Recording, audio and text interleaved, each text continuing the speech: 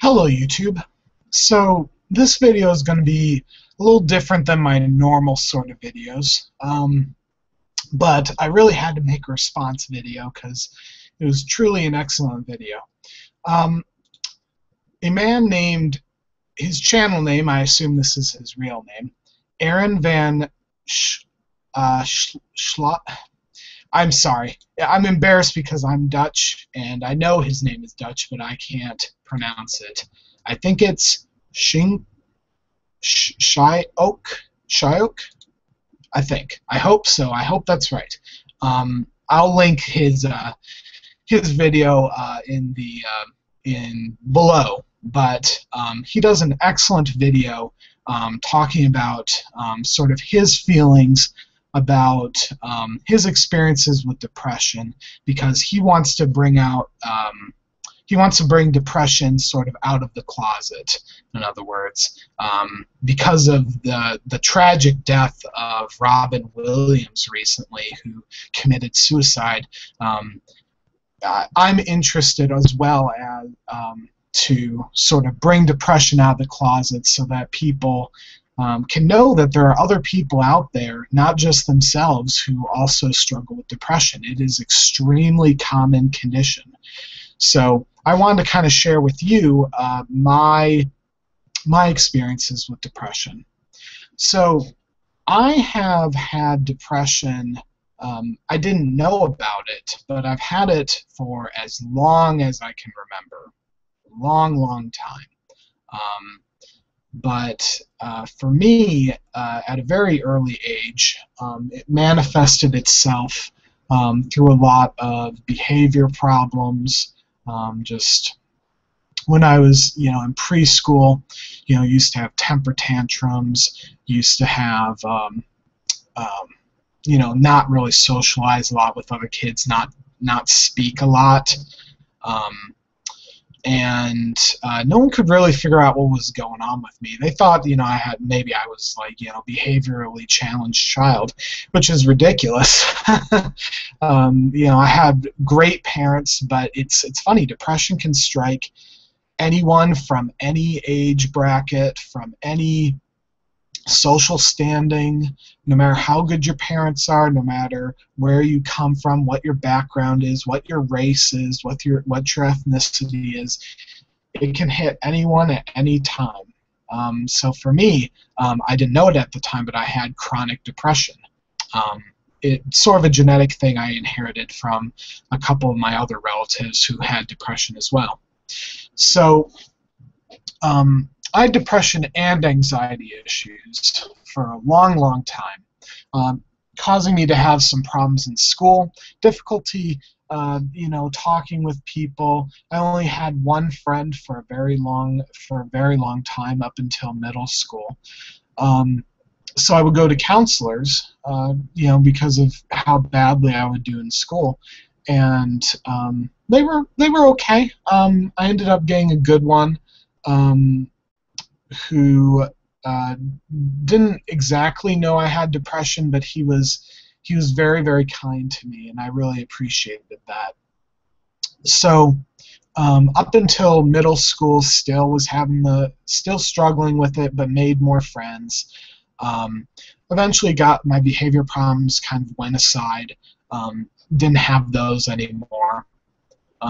Just a kid, very standard.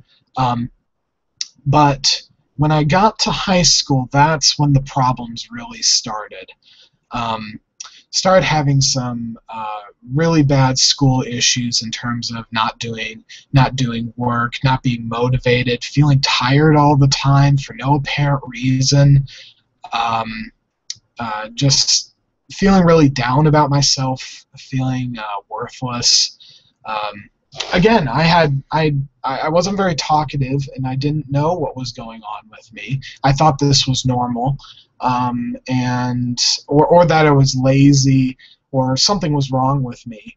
And my parents didn't know really what was going on.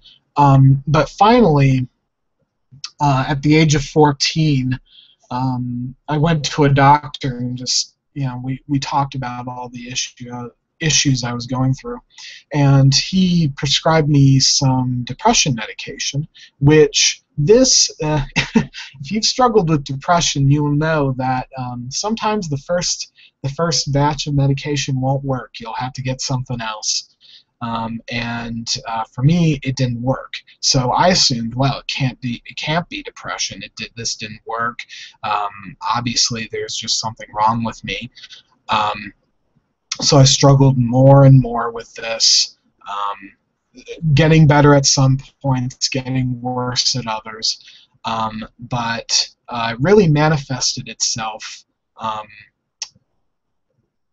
At a time that really, again, it doesn't matter how well you're doing. Your brain with depression tricks you into thinking things are worse than they actually are. It's like, normal everyday life for someone with depression is just a drag.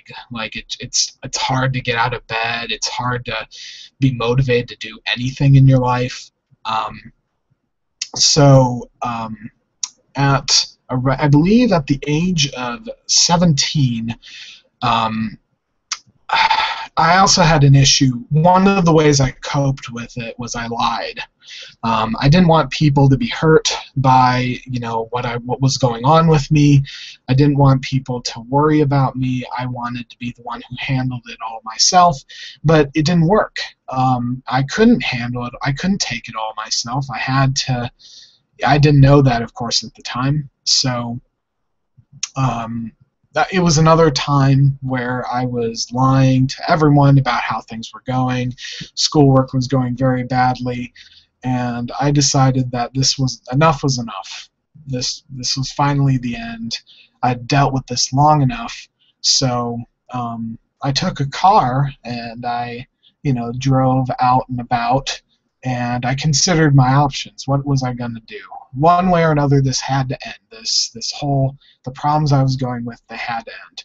So I came up with a plan to crash the car, but I didn't go through on that. Instead, luckily, I had been doing some research online about, things that can help with depression, and one of the things was a suicide hotline to someone to call to kind of talk about what's going on with you when you're feeling in a crisis. And I felt like I was in a crisis, so that's what I called.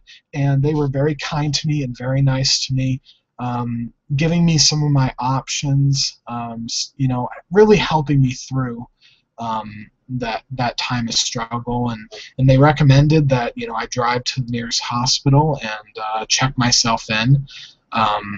That there was help out there that could help me. I just needed to go seek it out, and that's what I did. I drove to the nearest hospital, and my parents were informed about this. I was really worried about their reaction. They would know that something was wrong, that I was lying again, and but they were so understanding of my situation. And so kind to me about it. And you never expect that. The people who love you, that's one of the things you also don't understand when you have depression. Like, the people who love you, they care about you. They want you to continue living, and they're not going to care. They're going to do anything in their power to make sure that happens. They will look out for you, and they won't care about little things like lying. Those are such temporary things in your life. So, I was hospitalized for fairly long time, honestly. It took a new batch of medication, and I convinced myself that I was doing better. But in reality, by the time I left, I think I felt like I was better because I was in a safe place, but once I left, things kind of went downhill again. So, unfortunate.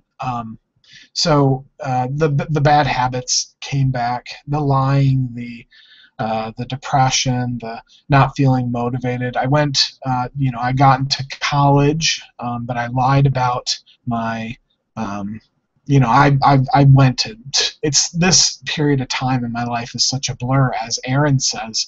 I think there's something about a traumatic time that just kind of blurs everything in your memory. But there's a good, like, 2 years of my life I really don't have much memory of. Just, a time very difficult, just, hopping from college to college, convincing myself I was doing better, that I was going to get better each time, and I didn't. So once again, landed back in the hospital because of suicidal ideation again. But this time, things were different. I was going to, rather than other people taking care of me, I decided it was time for me to take care of myself. The only way that I was going to improve, and the only way that I was going to continue living, is if I took charge of my condition, owned up to it, and took care of myself. And by this point also, one of the important things that someone, at least that really helped me with depression, is being able to recognize those depressive feelings and when they're coming in, to be able to separate it from who you are and what the depression is. Basically be able to recognize it on sight, to know the signs. Okay, I'm feeling kind of tired, I'm feeling like shit, I'm feeling like my life's coming down around me. I think this might be depression coming back. But nowadays, I've got my stuff figured out in the hospital. I eventually got off my medication because I haven't really needed it. I've been taking active things. I do active things in my life. I stay active. I try to keep from being lethargic, stuck in my home. There's things I do to keep active, to keep social with other people through the YouTube RPG Brigade. Role-playing has been a great influence in keeping my confidence up. It's amazing. Just find something to live for in your life. Find something that drives you. That's what, for me, role-playing games and my fiance, these are the things that drive me in my life. And I'm not going to let depression take charge of my life. I'm the one in control. I'm the one who can, take active steps to make sure it doesn't come back again. So, yeah, but for a while, it was a real struggle, but I think I've come out of it a much stronger person. And I would love to talk to, but anyway, it's been a couple years since the hospitalization. I'm doing, as I said, much better, no problems at all. Yeah, but, you get through it one day at a time and just take it as it comes. But I am curious if any of you others out there have dealt with depression. I think, as Aaron says, this is something that needs to be talked about, brought out into the open. Be direct as you can. Have courage, because depression is such a common condition.